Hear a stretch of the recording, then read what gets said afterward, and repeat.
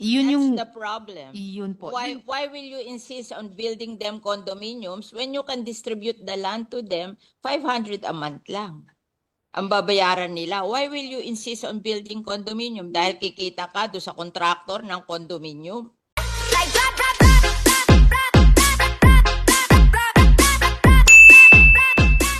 Kahit dun sa mga lupa na sa ngayon tinitirhan ng mga informal settlers, kung dun din magtatayo ng mga halimbawa medium-rise condominium, sila rin mismo ang titira doon. So it's Hindi in nga nila obedience pa rin. ma-afford eh. That's where this comes in, Mr. President, na Afford eh.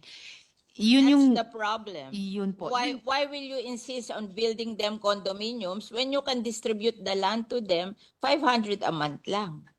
Ang babayaran nila. Why will you insist on building condominium? Dahil kikita ka doon sa contractor ng condominium na may porsyento ka doon, kaya pinag-i-insist mo yung condominium.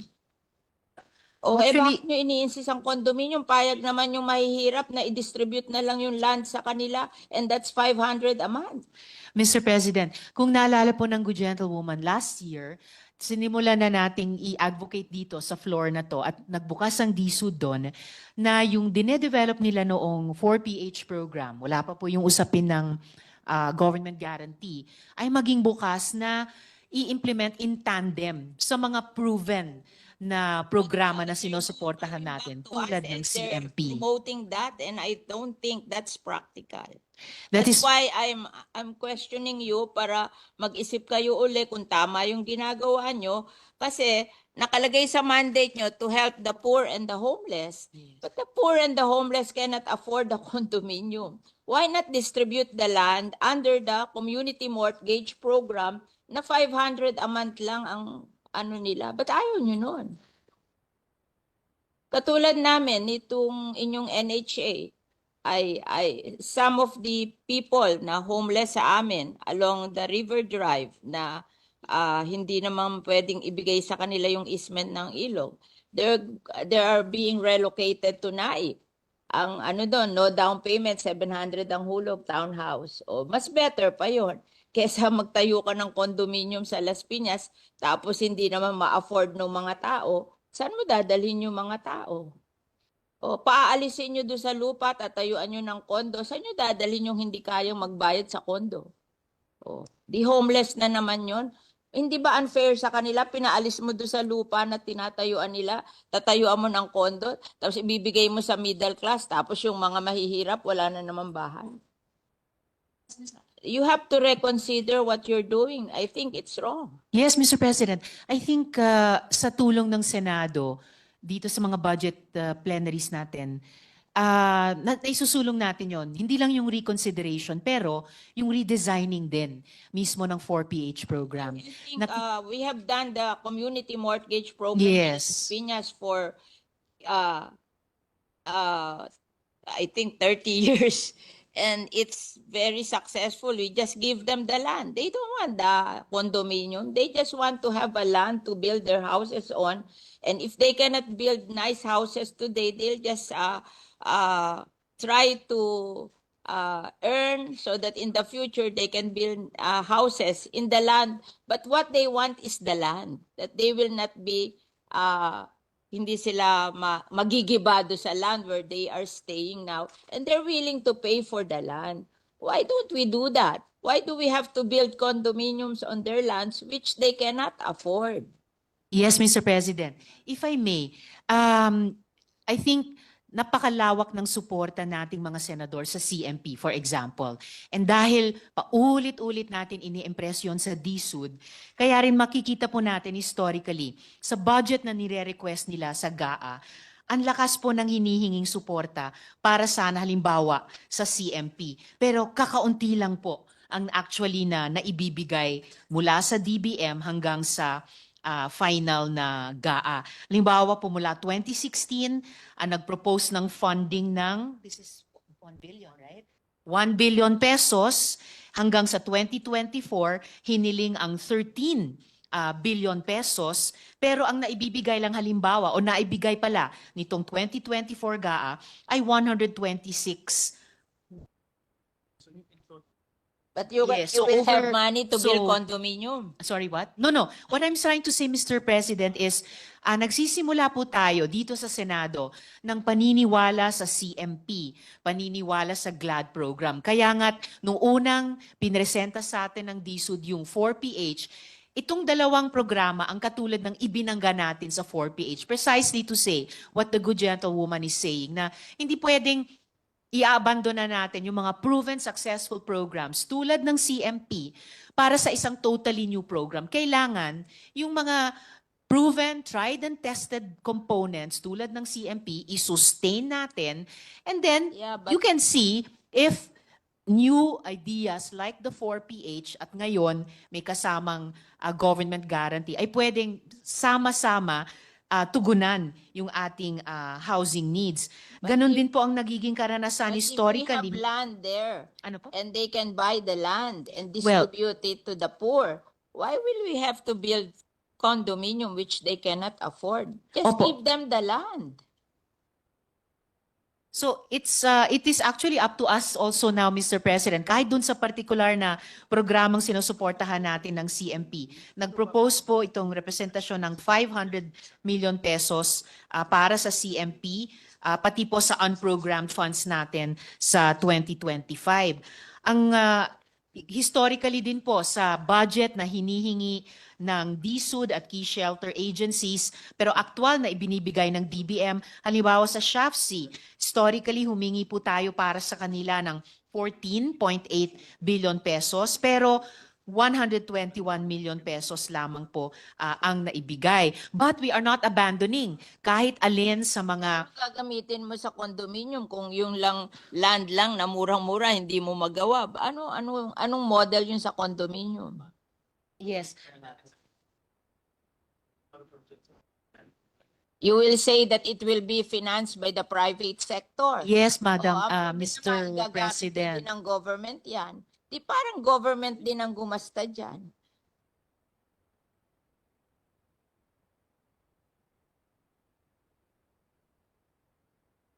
Kasi kami, in Las Piñas, we're very successful sa CMP program. The poor can afford that. Why are we abandoning it at gusto natin tayuan ng condominium when it's more affordable for the poor? Mr. President, if I may make a few more points of record para lang makompleto din itong discussion namin ng good gentlewoman. Ang priority po ng DSUD kasi hindi yung lupa lang. Gusto ng Secretary ay pag bumili ng lupa, magtatayo din po ng bahay in various forms. Yung forms na gusto natin sa CMP, sa GLAD program ng SHAFC, and ang tinetest natin ay kung pwedeng i-complement yan nitong 4PH na may government guarantee. Condominium kung kanila. Kaso kukunin nila yung lupa ng mga informal settler. Tatayuan nila ng condominium. Where will the informal settler go? Pero They that- cannot afford the condominium. Paaalisin nila doon? Saan nila Hindi dadalhin? po. Hindi po pa. Paalisin eh. Ganun na ang pinopromote sa amin eh. Mm. This is on the ground. Kaya ako nagsasalita, I'm hearing it in the ground. Napaalisin sila dahil pinangangakuan sila ng condominium. Tapos tinanong ko, how will you pay for the condominium? Ang sabi nyo, mag-uutang sa pag-ibig. Pag hindi sila napasa sa pag-ibig, hindi sila pwedeng bumili ng condominium. O where will they go? Mr. Secretary, may problema po tayo sa Las Piñas kasi what I'm trying to show here is pag kinumbine po natin yung mga tried and tested na housing programs natin tulad ng CMP, tulad ng GLAD, plus itong 4PH na isinusulong natin with government guarantee, masasagot yung housing backlog natin, pati sa mahihirap, pati particular sa Las Piñas. So, The paano po condominium natin will not solve the tutugunan yung problem of the problema? poor. They cannot afford the condominium. I'm telling you. Kasi I know how to build condominium, so I know that they cannot afford that. Ang ayoko lang naman, mawalan sila ng opportunity to have land. O kung hindi nila kaya ang condominium, give them the opportunity to own the land and let them build houses in the future. Yun namang kanilang houses, meron silang houses, ililipat lang nila doon sa lupa na allocated for them. We have seen it. Actually, Mr. Homes are 4 stories kasi dahan-dahan nila 30 years, dahan-dahan nilang binild. Precisely, Pero- Mr. President. Yes, Mr. President. Yung sinasabi po ng gentlewoman, yun po yung pinupuntahan ko, na given yung best practice natin sa CMP, yung best practices ng ibang mga informal settler community sa GLAD, na pwedeng mag-combine yon dun sa components ng 4PH, na ito nga, gaya ng sinabi nyo, over time, naging 4-story. So, yun po ay consistent dun sa mid-rise na condominium na sinasabi na, But, I hear they the good only gentlewoman, Mr. 500 President. pesos for the land. Yeah. That they can afford. O Ye- later on, magsisave sila. Pag lumaki ang anak nila, nakaka-save sila, then slowly they build their homes there on the land. But ang sinasabi ko, don't deprive them of the land because you want to build condominium. Yes, They Mr. can't President. afford the condominium. Opo, gaya ng nabanggit ko po kanina sa Good Gentlewoman, ang konsepto po ng department sa 4PH and with government guarantee ay yung mismong informal settlers na nandun sa isang lupa. Sila ko qualify eh. Kasi wala silang income na gano'n that can afford to pay for the amortization of the condominium. Let's be practical. They cannot afford that. Mga ano lang yan eh, tricycle driver. Mga nagtitinda sa palengke. Eh, hindi naman everyday continuous ang income nila. Wala naman magsa-certify sa income nila, napapasa sa pag-ibig. Alam mo, kung mag-process sa pag-ibig, there should be a certification of your income. Who will certify for the tricycle driver and the nagtitinda sa palengke? Mr. President, Kami rin, nagpo-process kami sa pag-ibig. Kami nga, nagda-down pa sa amin ng ang laki-laki, bumabagsak pa rin sa pag-ibig. Nire-refund namin yung down payment kasi they cannot qualify. Mr. President, kahit sa 4PH na may government guarantee, may nakikitang importanteng papel ang pag-ibig. But to get back to the important concern ng Good Gentlewoman, meron na po tayong proof of concept with informal settlers sa Bacolod. Tama po? Sa Bacolod. So, I hear what the Good Gentlewoman is saying, yung problema sa Las Piñas. When there are no homeless or poor people there. Here in Las Piñas, they will remove the homeless and the poor people to build the condominium. Where will the poor and the homeless go? O eh, hindi naman sila qualify dun sa pag-ibig to buy the condominium. How do we solve that? If the Good Gentlewoman would allow, pwede ko pong i-present yung data doon sa case study, yung best practice na na-establish doon sa Bacolod. Sa Bacolod, okay. Yes, of course. Ibig ko lang pong sabihin. Bakit basta ang LGU? Well, actually, Mr. President, yun po yung nabanggit ko sa Good Gentlewoman kanina. Kaya nga po, The problem is our LGU cannot spend. We only earn 3 billion a year. Yes, Mr. President. 55% will go to marunong ako sa finance eh. Yes. 55% will go to PS and overhead. Di ang matitira lang 1.2 billion. And that will cover yung health benefit, yung educational benefit, yung pag-support sa mga police, pag-support sa fire department and everything. What will they spare for homes of the poor? Yes, Mr. President. I appreciate po na magkakaiba ang Hindi specific situations on the ground. Because tayo nagkakaiba. Siguro, ang difference lang natin, nakita ko na yan sa Las Piñas. yes, And I Mr. know what happened. Yes, So I'm sharing you. Maybe si Secretary, sanay siya sa private. Ay ako, sanay ako sa, tanungin mo ang iyong NHA, ako ang nagre-relocate linggo-linggo sa kanya. Dinadala ko sa NAIC kasi doon sa NAIC, walang down payment, 700 ang hulog. Tingin ko, kayang-kaya yun ang mahihirap. Bakit ayaw gumawa ng programang gano'n na kaya ng mahirap? Bakit pipilitin ang mahihirap mag-condominium which they cannot afford? Yun lang ang question ko. actually, Mr. Excuse President. me, with all due respect, Yes, Mr. Senator President. Cynthia, I can see Senator Nancy raising her hand. The permission of the Next, Minority Leader. Leader and Senator Villar. Thank Senator you, Nancy Mr. Binay. President. Hindi, gusto ko lang po itanong, Mr. President, aside from the monthly amortization, magkakaroon din ho ba sila ng parang association dues? Kasi alam ho natin, pag condominium, meron yung mga common area expenses. For example, yung ilaw sa hallway, I guess baka may mga areas na kailangan i-repaint or i-repair. Kasi pag condominium setup, laging may kasama yung association, para association dues. Yes, Mr. President, the good gentlewoman from Makati is correct.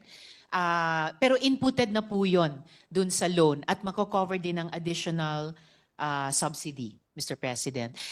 So dun sa 1,500, mako-cover na yung association dues. Yes, Mr. What is the President. 1,000? And who will manage that fund? Kasi alam mo natin, pag may association dues, there's a homeowners that manages the fund or building administrator na siyang hahawak ng pera. So, sino yung may ganitong role? Ang magkakaroon po ng ganong role, Mr. President, ay yung pag-ibig. Isa sa marami-raming importanteng papel na gagampanan nila. At ang function ng pag-ibig ang maging mag-manage ng association dues.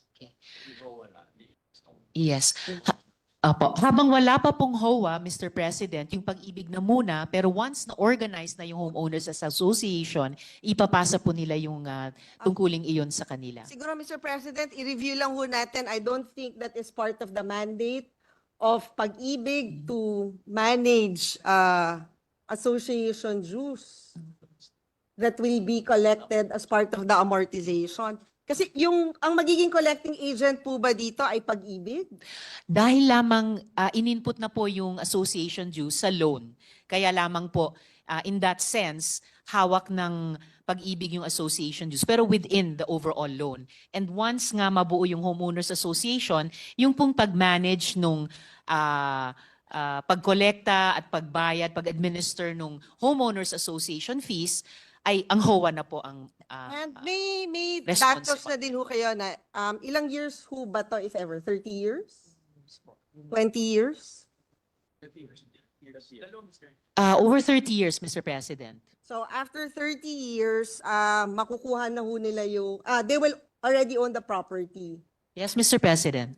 And then after that ho, who will be in charge of maintaining the building? Yung homeowners association na rin po, Mr. President.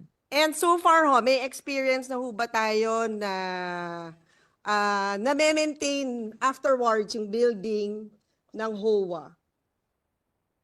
Na medium-rise building ng government project?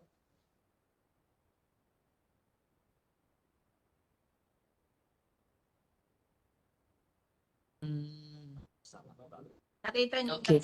Mr. President, yung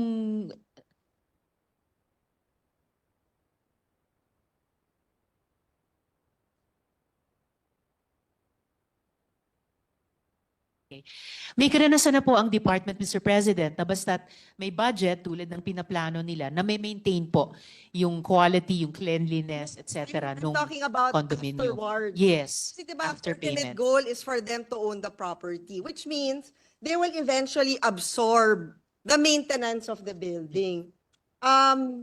Which, ano yun kumbaga parang hindi rin nila na-input na after 30 years, meron pa pala silang kailangan pondohan for life kasi nga may association. Yes.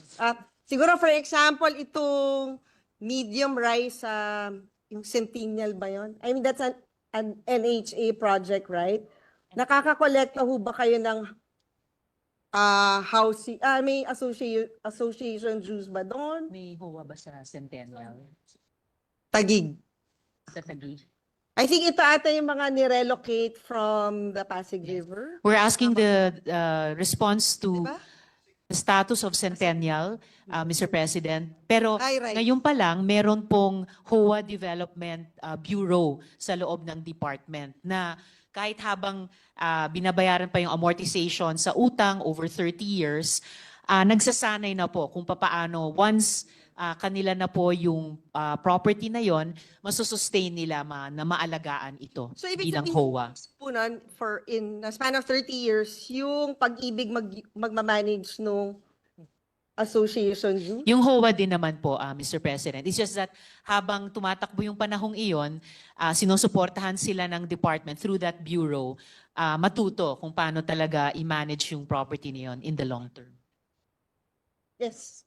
Yun lang po, Mr. President. Siguro, pag-aralan lang din ho nating maigi kasi yung pagtira sa isang condominium, ano yun malayo dun sa mga individual houses, di ba? Kasi ito talaga, may mga common shared responsibilities yung homeowners na baka yung bumibili ng unit, hindi niya alam na meron silang ganong responsibilidad. Yun lang po, Mr. President. Salamat, Mr. President. At bahagi po yun ng social preparation ng mga beneficiaries. Salamat po Thank you, sa good Senator gentlewoman. Nancy.